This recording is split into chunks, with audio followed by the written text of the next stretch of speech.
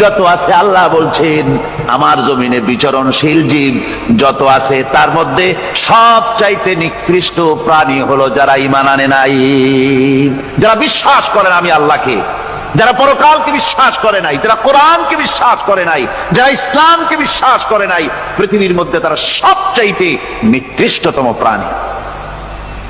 আল্লাহ বলেন শুধু নিকৃষ্ট জনক নিকৃষ্ট প্রাণী বললেই সারে না, এরা হলো চতুষ্পদ জানোয়ারের মতো। কে বলতেছেন?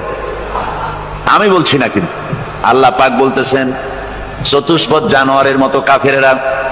وَمَثَلُ الَّذِينَ كَفَرُوا كَمَثَلِ الَّذِي يَنْعِقُ بِمَا لَا يَسْمَعُ إِلَّا دُعَاءً وَنِدَاءً।